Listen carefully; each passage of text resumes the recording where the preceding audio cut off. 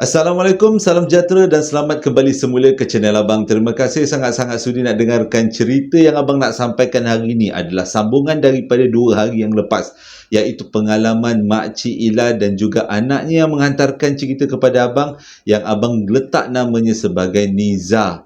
Jadi cerita kali ini betul-betul bagi pengajaran pada Abang, walaupun email dia cukup panjang tapi memang cukup bagus. Satu pengalaman yang sangat luar biasa.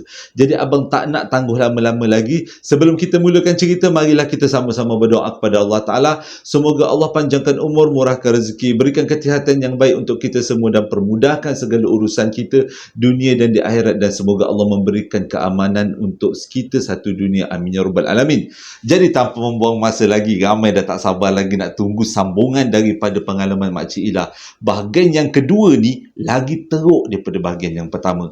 Jadi Abang mulakan cerita kali ini dengan A'udzubillahi minasyaitanirrajim. Bismillahirrahmanirrahim. Sebelum Abang masuk kepada ceritanya, Abang nak ulang dulu dalam beberapa cerita, rangkap-rangkap cerita yang sebelumnya. Yang sebelumnya Abang ada cerita, selepas Niza minum air yang diberikan oleh Mak Siti dan dia pun tak boleh bangun, lepas tu mak dia balik daripada hospital, mak dia tengok dia dalam keadaan meracau-racau, mak dia buatlah segala macam usaha sebagai seorang emak, termasuk berdoa, dan akhir sekali mak dia bisikkan kalimah Allahu Akbar kat telinga Niza, dan akhirnya Niza sedar daripada pengsan dia dan dia tanya dengan mak dia apa sebenarnya yang berlaku. Mak dia kata dia meracau-racau, menjerit-jerit, dan mak dia pun tak tahu mana datang puncanya. Itu yang cerita yang lepas. Dan sejak daripada malam tu, semua adik-beradik dia takut dengan dia sebab muka dia bengkak dan berdarah-darah dan menanah. Padahal Niza kata dia tengok cermin, komen cantik molek muka dia. Tapi kenapa semua orang, adik-beradik dia memang takut nak dekat dengan dia? Ada sebabnya. Nak tahu tak? Selepas kejadian dia dirasuk yang meracau tu, mak dia tanya dengan Niza, Niza ada pergi mana-mana tak? Niza kata Niza tak pergi mana-mana mak. Niza hanya pergi lepas maghrib, pergi ke rumah Mak Siti ambil air jampi yang Mak Siti bagi. Astaghfirullahalazim, kenapa Niza tak beritahu? Ambil air jampi tu sekarang. Kita kena bagi Niza minum air jampi tu. Dan kita kena ikut apa arahan Mak Siti. Sebab Mak Siti dah tolong kita. Mak Siti dah memang baik hati nak tolong kita. Salah. Itu sebenarnya satu tindakan yang memang salah. Jadi pada malam tu Niza pun diberi minum air itu, dan mak dia juga minum, dan juga air itu diberikan kepada adik dia yang duk menangis tak berhenti-berhenti. Tapi yang peliknya, sejak daripada dia orang bertiga ni minum air yang diberikan oleh Mak Siti, Niza kata muka dia katanya makin bengkak walaupun dia tak nampak apa-apa, sampai budak-budak kampung menjauhi dia. Adik dia yang tadinya menangis bertambah teruk menangis, dan dia tengok adik dia ni memang dah betul-betul kurus macam tengkorak. Dan yang paling teruk adalah mak dia dah mula sakit-sakit, terutama sakit dekat perut. Sikit-sikit mak dia kata ada satu benda yang bergerak dalam perut. Dia cerita kat bapak dia lah.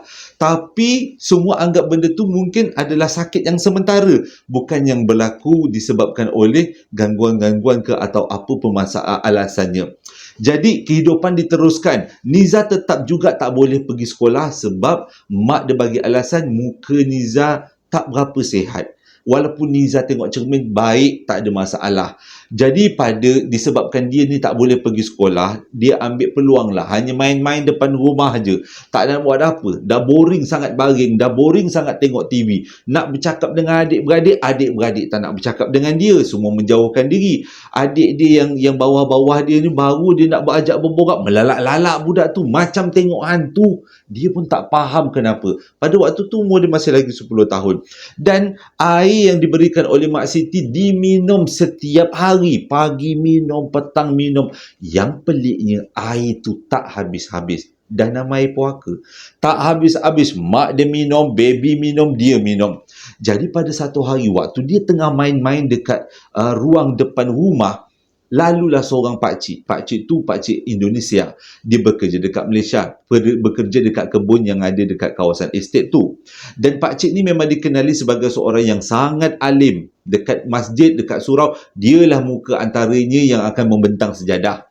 Jadi waktu pakcik tu melintas dengan basikalnya depan rumah Niza, dia terdiam bila tengok Niza. Waktu tu muka dia berubah. Muka dia berubah dan dia terus pergi ke Niza yang waktu tu Niza tengah main. Dia duduk depan Niza, dia cakap macam ni. Anak okey nak? Dia kata, okey tu macam moden sangat. Anak bagaimana keadaan anak? Dia kata. Jadi Niza kata, saya okey pakcik, tak ada masalah. Tak apalah, dia kata. Ada benda yang pelik pada anak ni dan pakcik pun kena buat sesuatu, tapi pakcik perlu mintakan keizinan. Beritahu mak dan bapa anak malam karang maghrib pakcik akan datang. Jadi Niza ni dengan memang tak tahu ujung pangkal, dia pun pergilah beritahu dekat mak dia. Selepas pakcik tu pergi, dia beritahu kat mak dia, mak ada tadi pakcik Indonesia yang selalu melintas-lintas depan rumah kita tu, dia cakap malam ni dia nak datang. Jadi mak yang si emak ni mestilah pelik kenapa pakcik tu nak datang. Niza beritahu pakcik tu kata dia nak buat sesuatu, nak mengubat keluarga ni, ada menimpa sesuatu yang pelik menimpa keluarga ni. Jadi bila dengar macam tu, Niza kata Alhamdulillah Mak Siti tolong bagi air jampi. Ada pakcik daripada Indonesia nak datang yang menolong, yang semua orang kenal, dia sangat alim. Jadi pada malam tu mereka sekeluarga menunggu-nunggu pakcik tu datang. Tepat selepas Isyak, pakcik tu datang dengan beberapa alatan. Bukan alatan, beberapa barang. Lada hitam, garam, air dan juga ada beberapa lagi yang dibawa bersama-sama dengan pakcik tu. Jadi pakcik tu pun datang masuk rumah, dijemput masuk rumah dan pakcik tu terangkan satu benda yang sangat tidak dijangka. Dia terangkan kepada seluruh ahli keluarga, dia cakap macam ni, sebenarnya keluarga kamu semua dah terkena santau. Bila dengar macam tu, mengucap panjang mak dengan bapa Niza, Mak Siti lah, Makcik Ila dengan suami dia mengucap panjang. Patutlah baby menangis-nangis tak berhenti-henti, terutama pada waktu peralihan waktu maghrib, waktu subuh menangis tak berhenti. Jadi pakcik tu cakap pakcik minta izin untuk buat perubatan dan jangan risau, perubatan ni memang mengikut syariat Islam. Dan bila mendapat keizinan, orang pertama yang dibacakan ruqyah adalah pada Niza. Pada waktu tu Niza kata, masa pakcik tu bacakan ruqyah, rasa macam satu badan dia terbakar. Panas sangat-sangat. Tapi panas tu semakin lama beransur semakin baik, semakin tenang. Dan dia rasa bersyukur selepas habis pakcik tu ruqyah dia, rasa macam dia lepas daripada satu beban. Dan adik-beradik dia juga mengakui muka Niza dah kembali kepada asal. Dah tak ada nanah, dah tak ada darah yang keluar melalui rekahan-rekahan muka. Maksudnya dah okey sangat. Dan emak dia juga diubati dengan bacaan ruqyah dan Alhamdulillah mak dia okey. Dan yang paling diorang bersyukur adalah adik baby.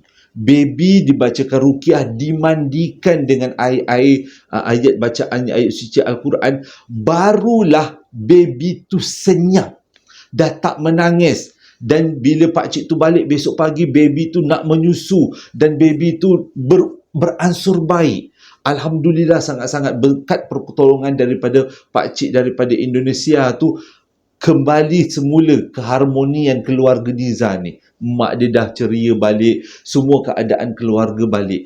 Tapi ada satu benda yang pelik berlaku pada Niza. Sejak daripada dia terkena benda-benda yang macam disantau tu, dia ada satu benda yang dia masih lagi tak boleh hilang. Sehingga beberapa bulan, iaitu dia mula nampak benda-benda yang pelik. Walaupun yang dia nampak tu bukanlah secara tepat, tapi kalau macam kita tiba-tiba nampak dia kata ada rambut keluar daripada shilling, ada rambut keluar daripada tingkap. Tak ke memang tahu tu bukan makhluk kita, bukan makhluk alam kita, tu memang makhluk alam sebelah. Dia kata pada waktu tu kebanyakan yang muncul semuanya dalam keadaan yang sangat tak berapa nak baik, tak berapa nak cantik, yang semuanya sangat menakutkan. Ada juga dia kata kemunculan yang muncul dekat rumah dia yang baik-baik, yang olek, yang molek, tapi tak banyak, kebanyakannya semuanya yang tak baik. Tapi dia kata dia bersyukur sangat-sangat, itu je dugaan yang dihadapi. Tapi tetap juga dia nak berkongsi, dah namanya budak 10 tahun. Dia tetap juga nak berkongsi apa yang dirasa pada mak dia, pada ayah dia. Dia selalulah beritahu ada dia nampak benda bergerak, benda merangkak, benda, semua benda lah. Tapi kebanyakan masa mak bapak dia kata apa? Istighfar. Jangan fikir yang bukan-bukan, kita bergantung kepada Allah Ta'ala. Bila dia mengadu lagi, itulah jawapan mak dia. Pada seorang budak berumur 10 tahun, jawapan yang macam itu bukanlah satu jawapan yang boleh menenangkan hati. Kan? Patutnya, mungkinlah si Niza harapkan mak dia buat sesuatu, panggil pakcik Indonesia tu balik ke, ataupun yang sesuatu yang boleh membantu dia untuk tidak lagi melihat benda-benda tu. Tapi mak dia tak buat macam tu. Mak dia cuma hanya berzikir ingat Allah Ta'ala, itu je. Tapi Niza kata dalam banyak-banyak benda yang dia nampak, ada dua benda yang dia beritahu dekat mak dia langsung tak percaya. Mak dia beritahu macam ni, dia beritahu dengan mak dia, nak beritahu, dan dah beritahu, abang lupa nak cakap, dah beritahu mak dia, tapi mak dia tak percaya. Yang pertama dia cakap, mak, ada satu benda hitam berambut panjang dan berbulu-bulu ikut mak daripada belakang. Bila dia cakap macam tu, mak dia terus sangkal. Tak ada, ini pakcik Indonesia tu dah ubatkan kita, kau jangan buat mulut, dia kata. Jangan, percayalah kuasa Allah Ta'ala yang dah tak ada lagi apa-apa yang mengganggu keluarga kita. Jadi bila dengar jawapan daripada mak tu, dia pendam je lah. Nak cakap, tapi cakap orang tak percaya. Tapi bila gangguan kedua berlaku, iaitu Niza nampak ada seekor beruk. Bila mak dia tidur, beruk tu akan duduk menghenjak-henjak atas perut mak dia. Dan dia beritahu benda daripada mak dia. Tetap juga mak dia cakap, berzikir pada Allah Ta'ala, kita minta pertolongan. Sebenarnya apa yang mak dia nasihatkan tu, mak dia cakap tu memanglah betul. Tapi macam ni, memang kita, zikir adalah satu benda yang bagus. Tapi tetap juga kita kena cari bagaimana untuk menghalau benda tu, iaitu dengan meruqyah. Itu yang dianjurkan oleh Islam. Tapi bila dah bagi dua-dua macam ni, dah bagi apa yang dia nampak, dah bagi tahu, tetap mak dia tak percaya, Niza nak buat apa? Niza diam je lah. Tapi itu adalah titik permulaan keluarga mereka dilanda dengan satu musibah yang tak kurang hebatnya. Satu malam tiba-tiba mak dia jatuh pengsan. Sebelum mak dia pengsan, mak dia menjerit sekuat hati dan akhirnya mak dia terjelepuk jatuh ke lantai, menyebabkan satu rumah jadi huru-hara bila tengok mak dia pengsan. Jadi bapak dia tak tahu nak cakap apa, dia arahkan Niza dan adik-beradik yang lain, kau pergi panggil pakcik Indonesia tu datang balik. Dah tak tahu nak fikir macam mana ni. Jadi adik-beradik Niza dengan kakak dia pun pergilah panggil pakcik Indonesia tu balik dan datang ke rumah mereka. Pada waktu tu bila Niza sampai dekat rumah, dia tengok mak dia dah menjerit-jerit, dah memang macam orang sasau, macam orang yang dah terkena sesuatu. Jadi pakcik tu cuba buat sesuatu, baca ruqyah, azankan, termasuk dengan pagar rumah. Tapi keadaan mak dia memang tak beransur baik. Walaupun dia kata mak dia ada kalanya mak dia senyap, tapi bila mak dia sedar, mak dia akan tergelak-gelak, akan memaki hamun, dan yang paling teruk sekali, mak dia akan menghempas-hempaskan badan. Dia sedih tengok mak dia macam tu. Tambahan pula, perut mak dia semakin lama semakin besar. Mula-mula Niza cakap dia nak dapat adik baru agaknya. Tak. Itu pemikiran budak umur 10 tahun kan. Jadi dia pada waktu tu seronok nak dapat adik, tapi pada masa yang sama kesian tengok mak dia huru-hara keadaan macam tu. Dah sampai 2-3 kali berubat dengan pakcik Indonesia tu, akhirnya pakcik Indonesia tu cakap apa? Keluarga ni dah memang kena santau kau-kau gila punya, dan dia tak ada kudrat sangat nak tolong. Dia tak boleh tolong lagi sebab ilmu dia dah sampai ke setakat ini. Dah tak tahu macam mana nak tolong lagi. Jadi disebabkan tu si bapa Niza beritahu dengan semua saudara mara, mohon-mohonlah kalau ada orang yang boleh tolong. Orang yang pertama sampai selepas perkara ni dihebohkan adalah bapa kepada bapa Niza. Dengan kata lain, atuk Niza sebelah ayah. Jadi bila atuk dia datang, mengucap panjang atuk dia sebab dia tengok keadaan mak Niza dah, makcik Ila tu, keadaan dia memang dah kurus kering, mata terbelalak, dah terbaring, tak boleh bangun, menjerit-jerit. pantang azan menjerit, pantang maghrib menjerit. Lepas tu kalau menjeritnya suaranya biasa, tak, ini suaranya garau. Dan pula tambah perutnya makin besar. Dan Niza kata ada sekali tu bila sebelum atuk dia datang, dia pernah nampak perut mak dia, dalam perut mak dia bergerak-gerak. Macam ada benda nak keluar. Bunyinya macam alien kan? Tapi itulah, dan kanannya kata santau kan, bukan sebarang tau. Kita yang tak alami mungkin kita anggap benda ni perkara biasa, tapi orang yang alami betul-betul rasa macam satu cabaran yang, dugaan yang Allah memang sengaja nak uji keimanan ni. Jadi bila atuk dia sampai, atuk dia mengucap panjang, atuk dia cakap apa, ini kita tak boleh jadi, kita kena panggil orang yang betul-betul pakar. Mujur alhamdulillah, yang betul-betul pakar dalam mengubat kali ini adalah abang sulung kepada atuk dia. Dengan kata lain, atuk saudara kepada Niza. Jadi bila atuk tu diberitahu, atuk tu memang tak tangguh-tangguh, dia terus naik motor sorang-sorang datang daripada jauh-jauh tu, dia kata datang ke kawasan rumah Niza dan terus buat perubatan. Masa atuk tu sampai, waktu atuk tu dah dekat depan rumah, Mak Cik Ila menjerit, meraung seolah-olah macam dia tunggu nak diseksa. Pada waktu tu, masa atuk tu sampai, keadaan siang. Disebabkan jeritan mak dia tu macam tu punya kuat, sampai keseluruhan estate datang ke rumah dia orang nak tengok macam mana keadaan mak dia. Semua nak ambil tahu. Biasalah, kita kan bila keadaan jiran dalam keadaan yang pelik macam tu, kurang-kurang kita datang bagi bantuan, sumbangan ataupun apa-apa bantuan. Macam tu juga yang dialami oleh keluarga Niza. Jadi semua orang kampung datang, disebabkan orang kawasan estate tu dah datang ramai sangat. Si atuk ni minta pintu dan tingkap ditutup untuk mengelakkan daripada semua orang nampak aib mak dia. Tapi anak-anak pun hanya duduk dekat ruang tamu.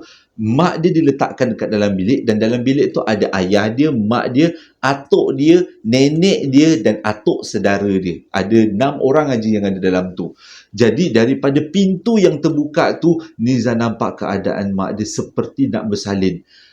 Perutnya membesar, makin membesar. Dekat dalam perutnya macam ada benda nak keluar. Lepas tu dengan ayahnya pegang tangan mak dia, dengan mak dia menjerit-jerit. Pada waktu tu Niza fikir mak dia nak bersalin. Dia tak tahu sebenarnya mak dia kena santau. Dia dengan akak dia, dengan adik-beradik dia seronok, mak nak bersalin, mak nak bersalin.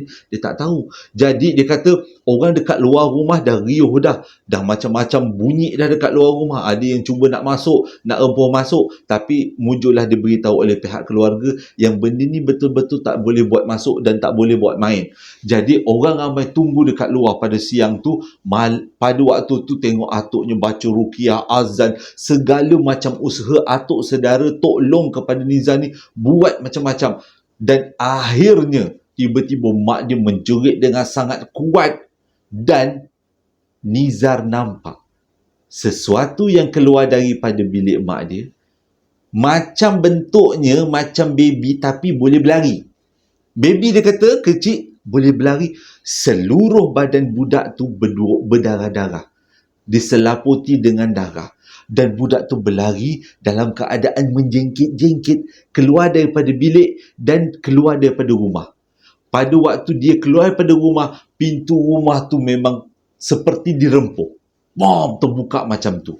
Yang pada waktu tu pula Niza ingat dia dengan kakak dia nampak. Sebab nampak macam kakak dia mata melilau-lilau nampak. Sebenarnya pada waktu tu kakak dia tak nampak pun apa-apa yang melintas. Bila tanya kakak dia, kau nampak tak kak? Tak, akak tak nampak pun. Kau nampak apa? Niza ceritalah yang dia nampak sekian bentuk macam ni berjalan gitu gini. Tapi tak nampak apa-apa pun, kata akak dia. Rupanya yang nampak selepas kejadian tu adalah Niza dan juga Tok Long dia. Niza cakap dengan Tok Long dia, Tok Long apa benda tadi? Lepas tu Tok Long dia cakap, kau nampak apa pada waktu tu?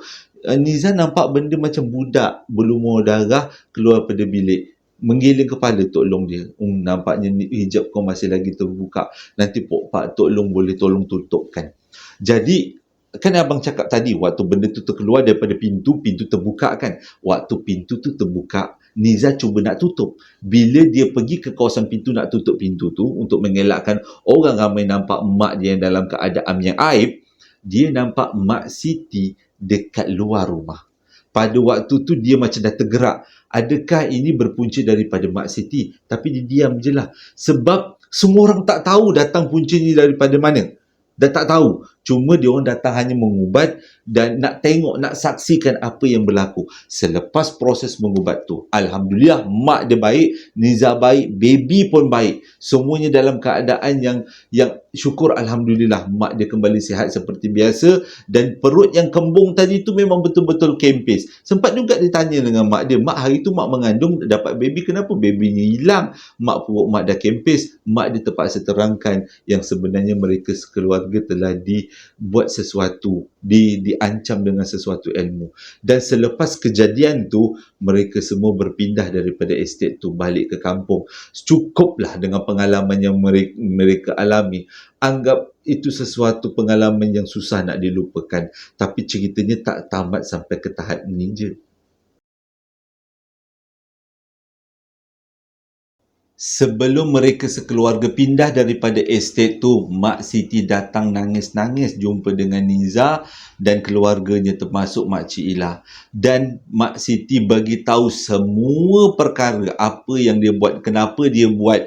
Dia mengaku depan-depan pada waktu tu Makcik Ila terkejut macam nak gugur jantung. Sebab dia kata dia anggap Mak Siti ni seperti kawan baik dia, sedara dia, kenapa boleh buat macam ni. Alasannya adalah dia cemburu dengan keharmonian keluarga Makcik Ila. Dia cemburu dengan anak-anak Makcik Ila yang selalu mendapat pujian orang-orang setempat dengan anak-anak dia cantik. Memang darah campur kan. Mak dia berdarah India, bapak dia Melayu. Anak yang lahir sasalah cantik-cantik. Mata besar-besar, ada bulu mata lagi. Jadi itu yang menyebabkan dia cemburu dan dia dapatkan bantuan benda ni, ilmu-ilmu daripada pakcik penjual sayur. Bila dengar macam tu terus diorang sekeluarga teringat dengan peristiwa mak dia pergi marah pakcik sayur tu sebab pakcik sayur tu nak suruh beli barangan-barangan dia dengan secara paksaan. Jadi mungkin itulah penyebabnya. Jadi selepas diterangkan apa yang berlaku, diorang barulah pindah daripada kawasan tu dan tak sanggup lagi nak pergi ke situ. Apa jadi dengan Mak Siti? Sekarang Mak Siti dah pun meninggal dunia. Kisah ni berlaku tahun 1989. Dah cukup lama. Dan Mak Siti pun dah meninggal. Mak Siti pun dah bertaubat. Dah minta maaf dengan Makcik Ila sekeluarga. Dan Makcik Ila dah memang maafkan. Walaupun maafkan tapi tetap juga rasa berhati-hati dan kecewa sebab dikhianati oleh orang yang dianggap sebagai sahabat. Macam mana dengan Pakcik Sayur? Dia dijumpai mati dalam kebunnya dan mayat dia dijumpai selepas 3 hari. Kalau ikut cerita, mayat dia dah meletup perutnya. Dah busuk.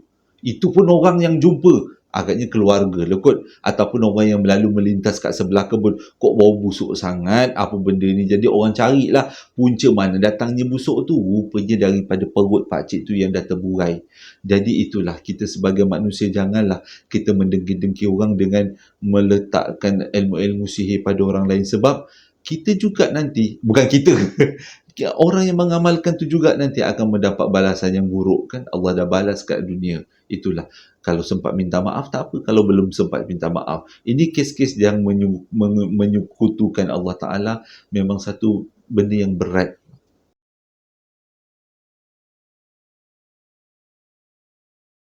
Terima kasih sangat-sangat sudah dengarkan cerita yang abang sampaikan hari ini. Moga-moga menjadi iktibar dan pengajaran. Tapi janganlah anggap cerita yang abang sampaikan ini adalah cerita rekaan. Ini adalah satu pengalaman yang abang dapat daripada orang yang diceritakan pada abang. Moga-moga jadi iktibar untuk kita semua. Mungkin kita anggap benda ni sebagai remeh sebab kita tak pernah alami. Kita tak pernah alami peristiwa seperti ini seumur hidup kita. Tapi tanya pada orang yang dah alami bagaimana mereka hidup sangat teruk bila disantau ataupun diletakkan ilmu hitam, dihantarkan ilmu hitam pada mereka. Dan itu satu benda yang sangat menyedihkan. Jadi terima kasih. Lupa abang nak beritahu, promosi sambal lari, salah. Promosi perapan sate masih lagi ada sampailah minggu depan Hari Raya Haji. Pada Hari Raya Haji barulah abang tutup perapan sate itu punya promosi. Beli 3 dapat RM80. Jadi daging-daging korban nanti bolehlah beli untuk dibuat sate. Dia boleh dan korban belilah. Perapan sate nanti bolehlah dibeli, digunakan untuk digunakan pada daging korban lembu korban. daging korban. Jadi itu cara abang untuk memperkenalkan resepi produk daripada mak ayah abang. Okey, jadi sebelum abang tamatkan cerita, abang nak ucapkan pesanan selamat hari jadi buat Makcik Zainah, kalau tak silap abang, Zainah Asri yang menyambut ulang tahunnya yang ke-61 tahun pada 25 hari bulan 6 hari itu. Pesanan daripada anak dia, selamat hari jadi makcik, semoga Allah sentiasa merahmati makcik, amin ya rabbal alamin. Dan pada 19 hari bulan 6 hari itu juga, ucapan selamat hari jadi ini abang tujukan buat salah seorang pendengar channel Josie Polara, iaitu Kim Pansri. Semoga hari jadi kali ini dapat memberikan sesuatu yang bermakna buat Kim.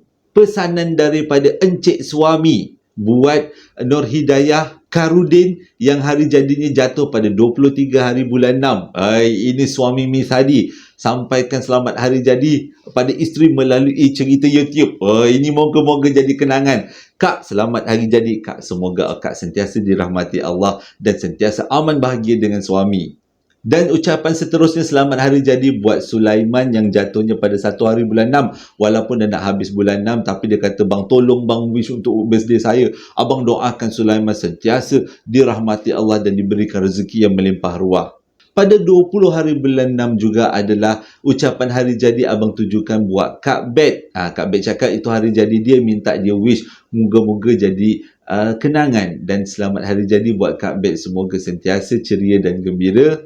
Dan pesanan seterusnya datang daripada Kak Asmida, diucapkan selamat hari jadi buat Encik Suami, isteri tercinta very sweet, yang jatuhnya pada 18 hari bulan 6. Dan ini adalah pesanan moga-moga menjadi kenangan di kemudian hari, kata Kak Asmida.